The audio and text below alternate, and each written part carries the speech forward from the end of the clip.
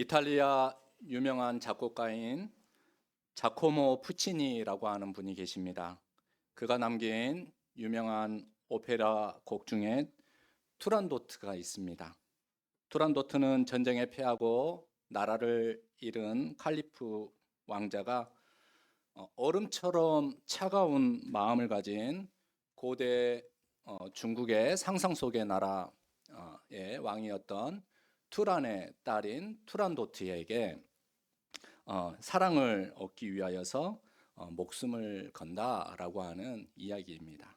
그래서 이 투란도트가 칼라프 왕자에게 세 가지 수수께끼를 냅니다. 세 가지 수수께끼를 내면은 내 마음을 받아주겠다라고 이야기를 합니다. 칼라프 왕자는 이 세 가지 수수께끼를 다 풀고 나서 이제 이 투란도트 공주에게 자기 이름을 이렇게 알면은 자기 이름을 알면은 내가 당신에게 온 정성과 사랑을 쏟겠습니다라고 이렇게 이야기를 합니다. 그래서 투란도트는 그의 이름을 우리는 알고 있잖아요. 칼라프 왕자라고. 근데 그의 이름을 알기 위하여서 이제 백성들에게 아무도 잠들지 마라.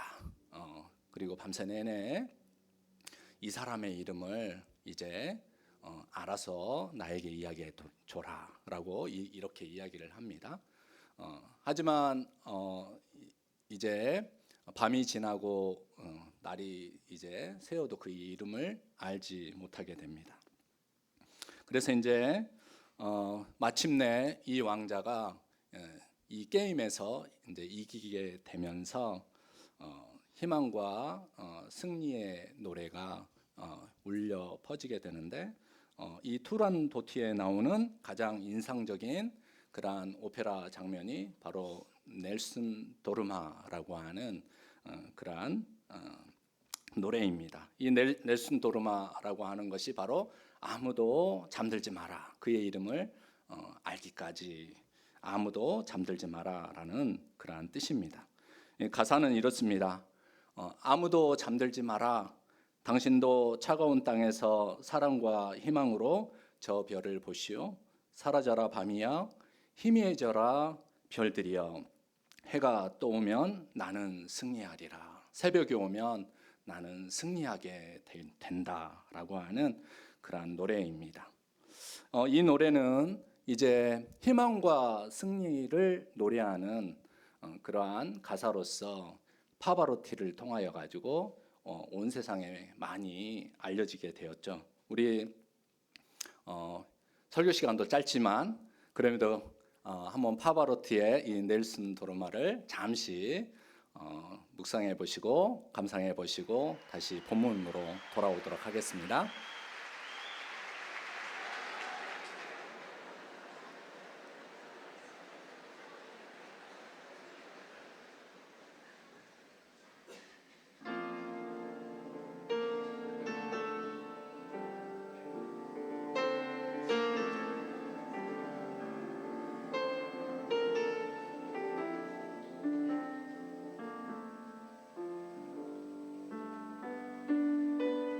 Nel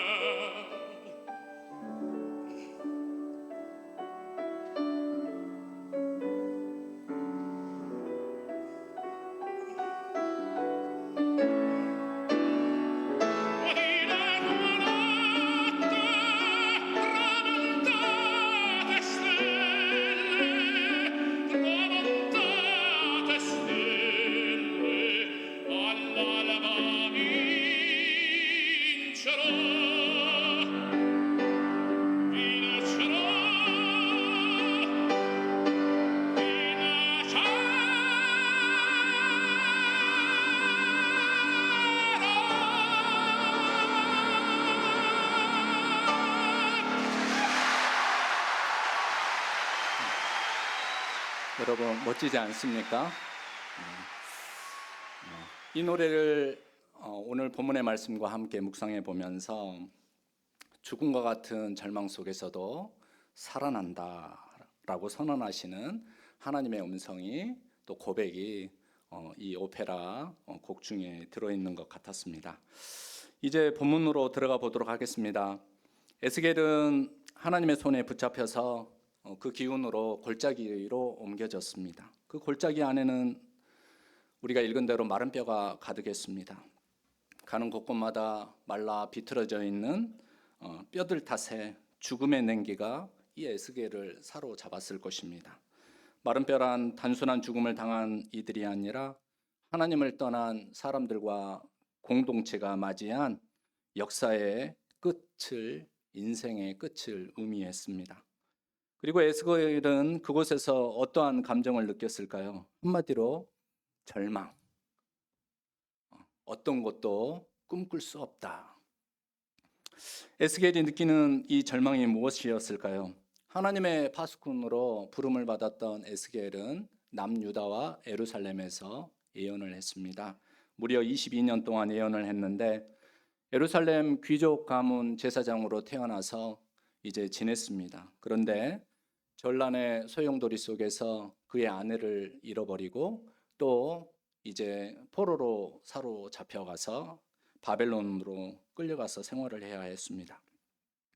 하나님의 이상은 보았는데 하나님께서 에스겔에게 이상을 보여주시는 것은 모든 것이 하나님의 손안에 있습니다.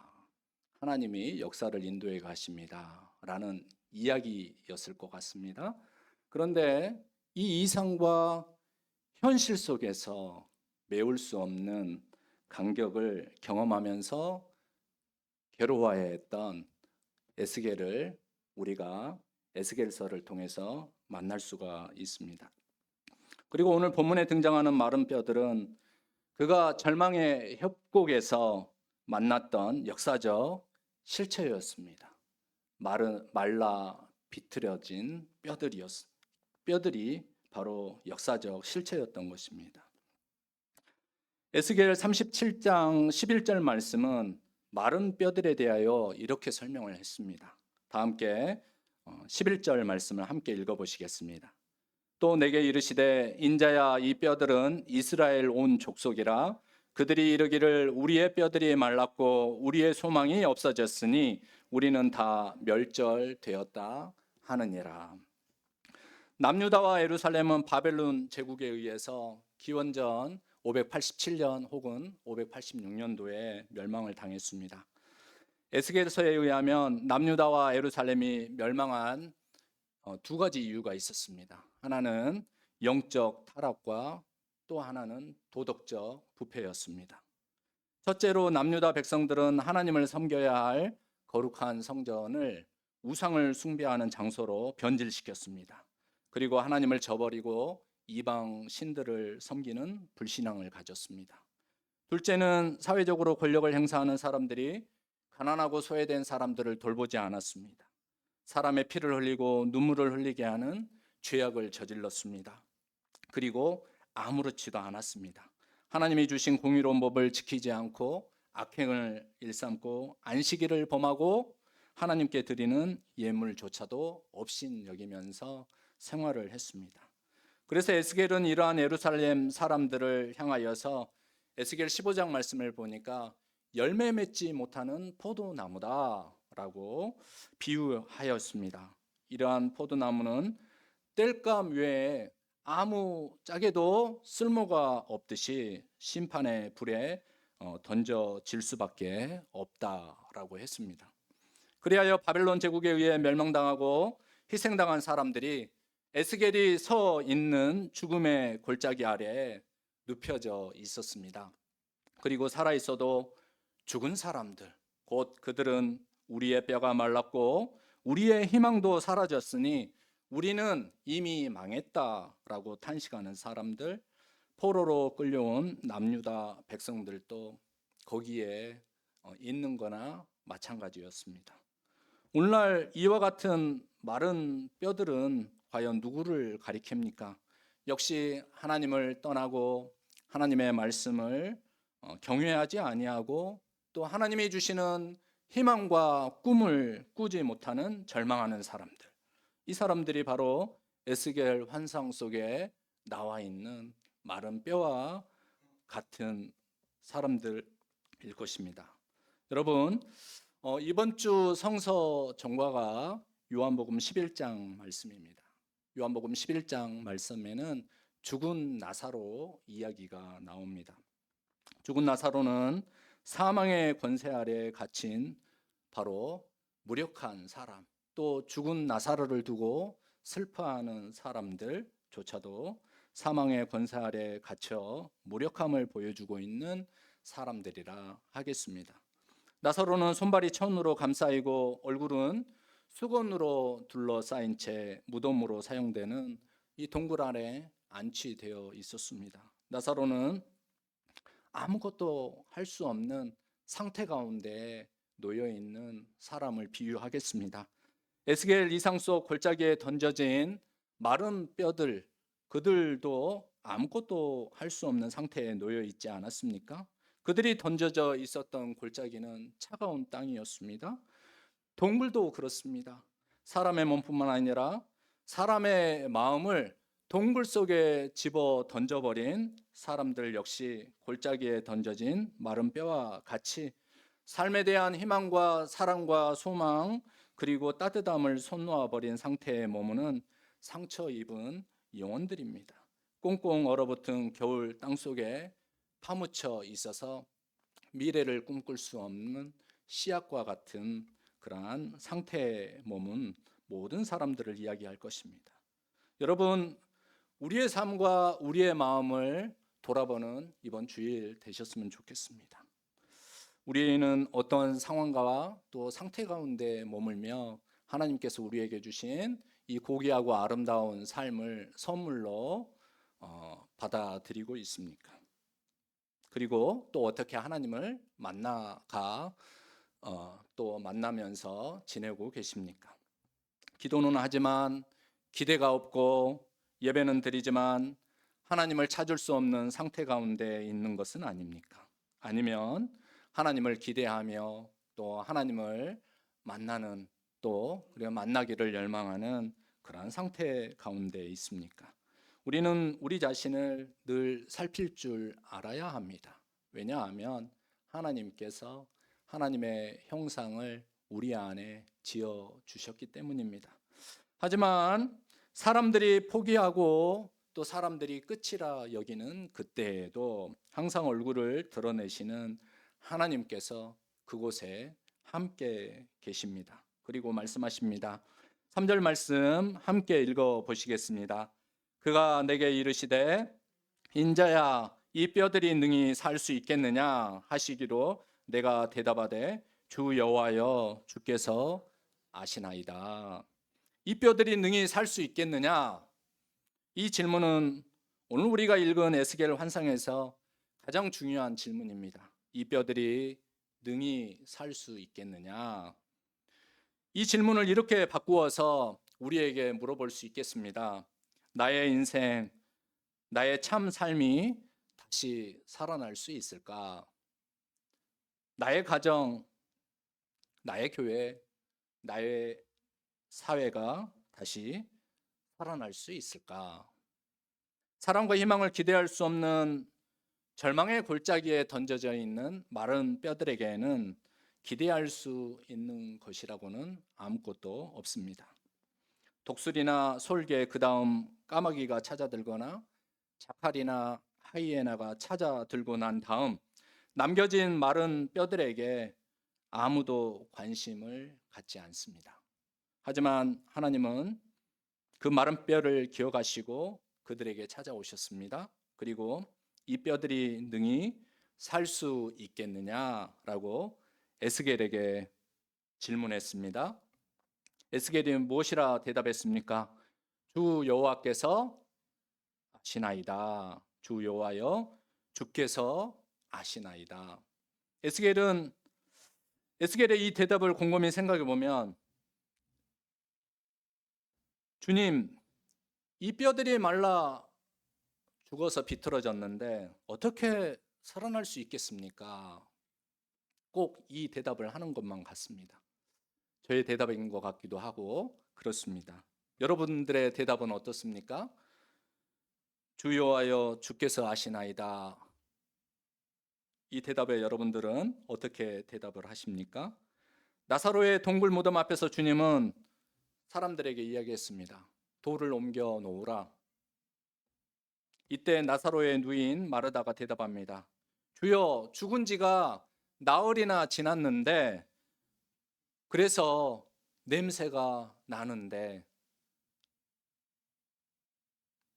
마르다의 대답이 무엇입니까? 주님, 죽은 자, 실패한 자를 향하여서는 아무것도 하실 필요가 없습니다. 하지만 요한복음 21장 말씀에 나오는 부활의 주님과 베드로의 질문과의 또 그 대답은 우리가 묵상해 볼 필요가 있습니다. 부활 주님은 시몬 베드로에게 요한의 아들 시몬아, 내가 나를 사랑하느냐 3번 질문하셨습니다. 이때 괴로움에 사로잡힌 시몬 베드로가 첫 번째 뭐라고 대답한 줄 아십니까? 주님, 모든 것을 주님이 친히 아십니다. 모든 것을 주님이 친히 아십니다. 꼭 에스겔의 대답 같지 않습니까? 주여하여 주께서 아시나이다.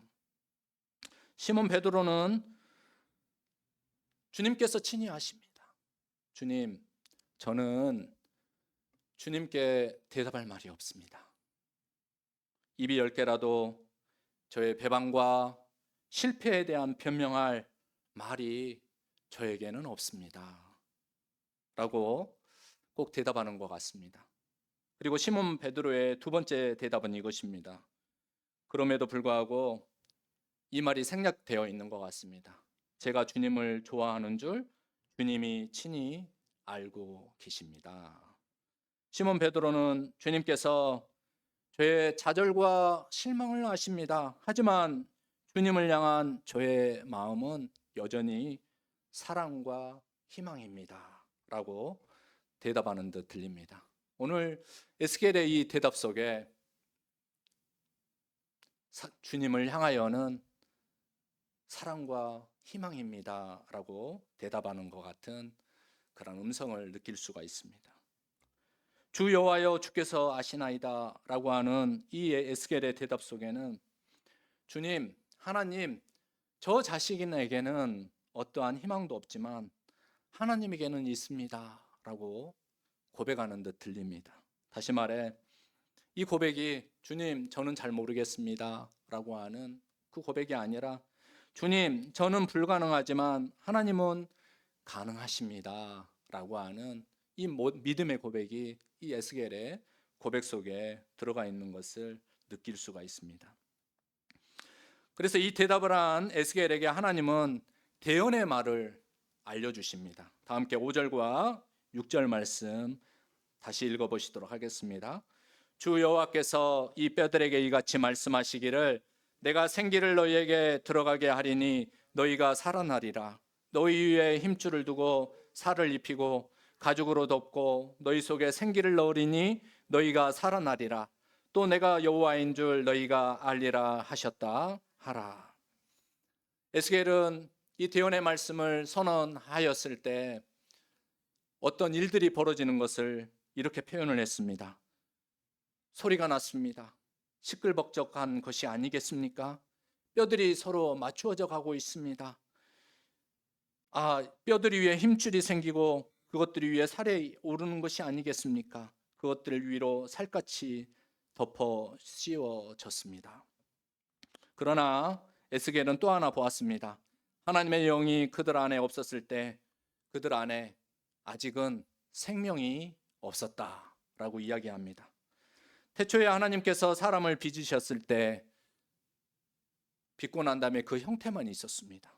생명체가 아니었던 모습과 같았습니다. 하지만 하나님께서 그 형태의 코에 무엇을 불어 넣었습니까? 생기를, 하나님의 숨결을 불어 넣었을 때 그 형태는 마침내 생명체가 되었습니다. 마찬가지로 하나님이 에스겔을 통하여 그 생기로 죽음을 당한 자에게 불어서 살아나게 하리라 라고 하는 하나님의 말씀이 선포되었을 때 그들은 더 이상 마른 뼈들이 아니라 어떻게 되었습니까? 그리고 그 생기를 사방에서 불러와서 그 생기가 불게 하여라 라고 하였을 때 그들은 자기 발로 우뚝 선 엄청난 군대가 되었다라고 했습니다. 10절 말씀을 들어보시기 바랍니다. 이에 내가 그 명령대로 대언하였더니 생기가 그들에게 들어가매 그들이 곧 살아나서 일어나 서는데 극히 큰 군대더라. 본문에서 에스겔이 반복적으로 말하는 이 생기란 마른 뼈가 되살아나는데 없어서는 안 되는 가장 중요한 것이었습니다. 생기, 히브리어로 루하우, 하나님의 숨결이자 성령입니다. 하나님은 에스겔에게 마른 뼈가 되살아나는 이 환상을 통하여 이스라엘이 죽어 마른 뼈와 같이 잊혀진 자가 아니라 다시 하나님 나라를 향하여 다시 하나님께 예배하는 곳으로 되돌아가는 바로 행진하는 생명의 백성들, 하나님의 군대로 회복시킬 것이라고 그렇게 예언을 하시고 말씀을 하셨습니다. 마치 예수님께서 무덤 동굴에 갇힌 나사로에게 나사로야 나오너라 라고 명령하신 것처럼 생명의 이 말씀은 절망과 좌절 가운데 무기력하게 흩어져서 아무도 찾지 않았던 모든 사람의 영혼을 깨우고 그리고 생명의 기운을 얻게 했던 것입니다. 비록 우리의 신앙과 교회가 외적으로 볼 때 마른 뼈가 맞추어지고 힘줄이 생기고 살이 붙고 살갗이 덮여 그럴듯하게 보일 수도 있습니다. 그러나 참된 하나님의 생명의 기운이 들어가지 않는 모든 곳에서는 바로 생명의 기운을 누릴 수가 없습니다. 모양은 있는데 변화가 일어날 수는 없습니다. 그것은 왜입니까? 아직 생기, 곧 하나님의 성령이 우리 안에 역사하는 것을 받아들이지 못하고 있다라는 이유입니다.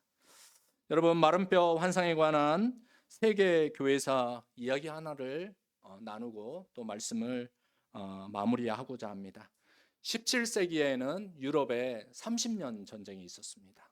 이 30년 전쟁은 구교인 카톨릭이 신교인 개신교 프로테스탄트를 막 위협하고 그리고 죽이는 그리고 마녀 사냥을 하는 그러한 박해들이 일어난 시간이었습니다. 그때 체코로부터 신앙의 자유를 찾아서 국경을 넘어 이제 독일 진젠도르프 백작의 영토가 있는 헤르노트에 가서 생활을 했던 모라비안 교도들이 있었습니다. 하지만 그들은 처음에 도망자 신세였기 때문에 그들의 삶과 그리고 그들의 기대와 그들의 신앙은 마치 바람이 불 때 이렇게 꺼져가는 그러한 촛불과 같은 그러한 무력한 모습을 보였다라고 합니다. 그런데 1927년 8월 13일에 그날에 그들 모두가 함께 모여서 무력하게 기도를 하고 있었는데 그들에게 하나님의 성령이 임재하셔서 그들의 마음을 새롭게 하셨습니다. 그래서 꺼져가는 그들의 마음이 다시 일어나게 되어서 2명씩 짝을 지어가지고 계속해서 기도하는 그러한 모임을 갖자라고 많은 사람들이 모여서 기도를 시작을 했다라고 합니다. 그리고 그 기도를 통하여서 그 기도는 오랜 시간 동안 이 모라비안 교도들이 하나님의 뜻과 그리고 하나님의 계획과 하나님의 성교 앞에 납작 엎드려 가지고 하나님의 뜻이 이루어질 수 있도록 마치 불쏘시개와 같은 그런 역할을 했다라고 합니다. 이 기도를 통하여서 그들은 수백 명의 선교사들을 모든 대륙으로 파송하는 역사를 이루게 되었습니다.